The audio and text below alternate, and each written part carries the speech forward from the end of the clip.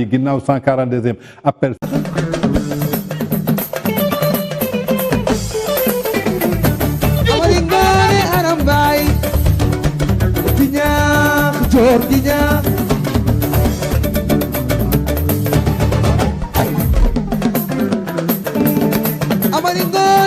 Toujours dans votre journal People à la présentation Seydina Tange Tandian Serigne Saliou sur le canal 33 Leral TV suñu jógee ci Serigne Mbaye Thiam dañuy dem fii ci journée de la femme bi nga xamante ni amoon na le 8 mars bi ñu génn ginnaaw bi ñuy joxe kàddu kii nga xamante ni mooy madame le ministre Ndeye Saly Diop Dieng moom nag lépp loo xamante ni jëmoon na ci wàllu légaliser lépp lu jëm ci wàllu borom ñaari tur muy góor jigéen te waa ànd sàmm jikko yi yëkkati woon kàddu boobu doon ko politiquer comme ni ma leen ko waxee woon maanaam criminaliser homosexuel bi ko ànd sàmm jikko yi di yëkkati ñoom si seen bopp xamoon nañu ko loolu dañ ko pénaliser maanaam yoon daf ko daan dañ ko sip président de la république toog na ci plateau yëpp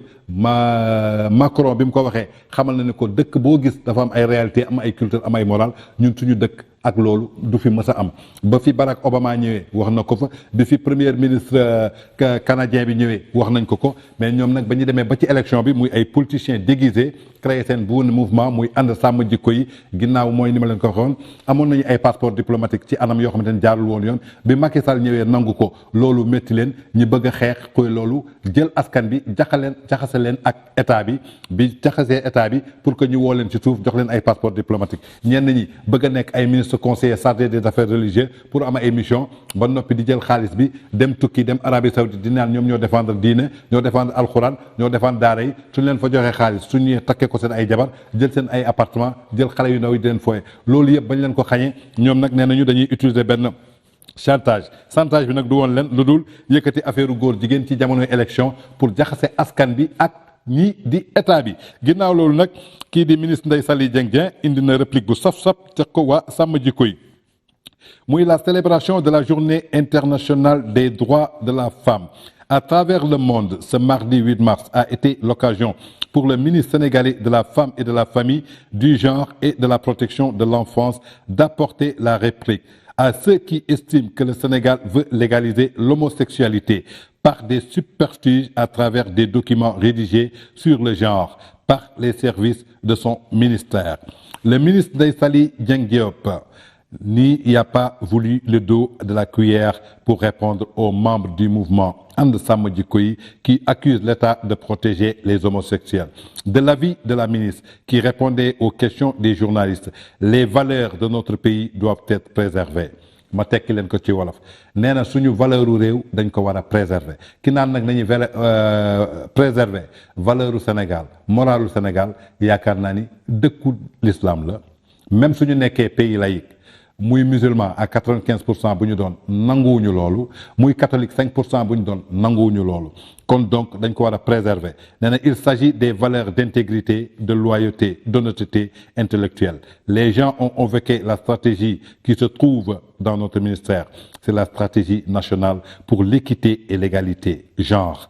boobu nag la ñuy utiliser surtout ku ci mel ni ONG Jamra souvent day naan genre mu bëgg ko teg mais genre boobu ñooñu di utiliser mooy borom ñaari tur yi ak genre bi ci ministère de la femme ak bi bokkul ak dara genre boobu mooy lan maanaam mooy lépp loo xamante ni jëm na ci wàllu parité ak égalité te parité yéen a ko woote woon mu doonoon loo xamante ni soxla woon ngeen ko loolu la Ndeye Saly Dieng Diop yëkkati muy stratégie nationale pour l'équité et la légalité de genre qui est visée dans cette polémique.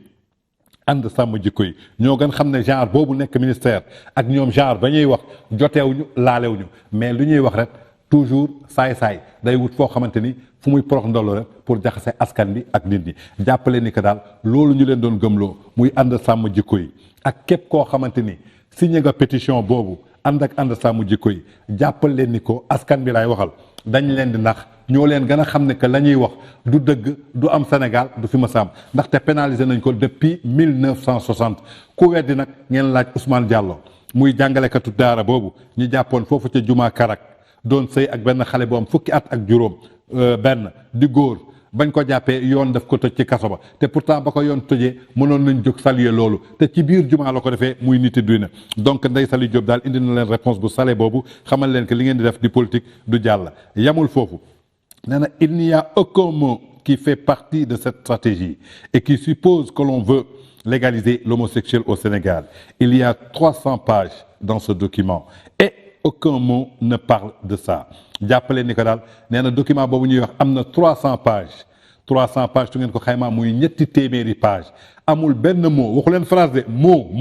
boo xamante ni wax na ci julli yam dañuy légaliser daganal lépp li nga xamante ni jëm na ci góor jigéen te loolu nga xamante ni dañ ko pénaliser depuis 1960 ku ne Sénégal dañ fiy daganal góor jigéen ku ko yëkkati di wax sax xam na ni loolu waxu yu daanu ci saret la mais dañu bëggoon lëndëmal xelu askan bi moo tax ñu yëkkati loolu tey mi ngi ñuy xamal ba tey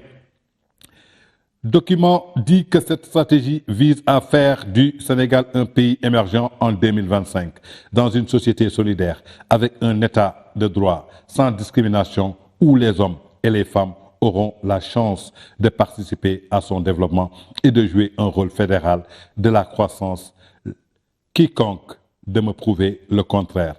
Quiconque ne peut prouver le contraire. Document boobu de dara tax ko jóg lu dul ñu participer ci société boo xamante ni bu solidaire la joxalante loxo maanaam muy chance boo xamante ni da ngay participer ci sa développement réew te du am benn discrimination bu njëkk dañu naan jigéen warul def liggéey bi jigéen ñu xamal ni que parité am na li góor mën jigéen mën na ko ni ko Kumba Gaaw la waxee rek du ñu femme objet góor fu mu takkee tubayam rek jigéen takk na fa sëram kon tey am na ay kër yoo xamante ne sax ay góor ñu ngi fay yeewoo ay jigéen lañ fay def góor ña duñ ko fa def jigéen ñi ñooy xëy daani doole jël dépense togg di jëndal seen i jëkkër kon document boobu loolu la yëkkati tey waa ànd sàmm jikko yi bëgg a yëkkati loolu ndax sal askan wi di naan dañu bëgg a dooleel góor jigéen loolu musul am Sénégal ku dul réponse kenn nag ku dul kii ñi nga xamante ni mooy madame Ndeye Saly Diop Dieng di ministre de la femme nee na lu mu ci tegaat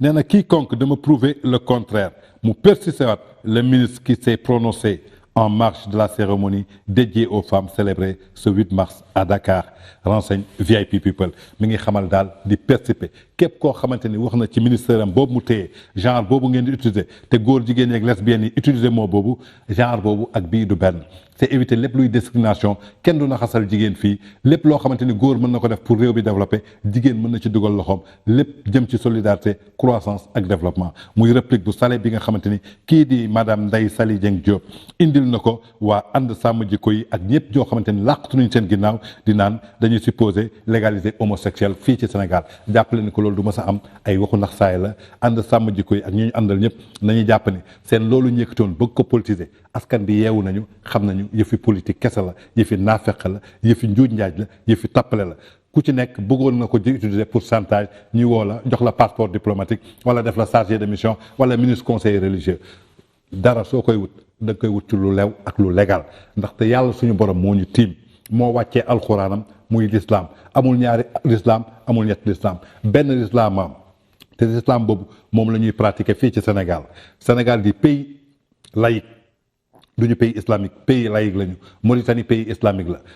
Dubaï du pays islamique te pourtant fala alxuraan gëne Màkka ba ngi nale ñoom ñëpp jóguñu ci loolu yéen ngeen jóg yor seen ay mouvement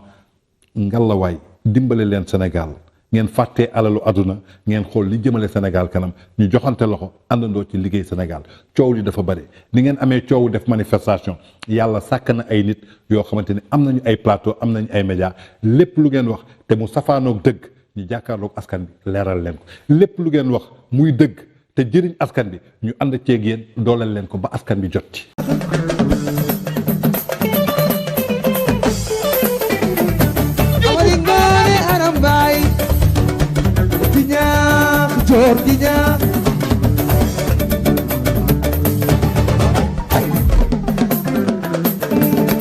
Amaringo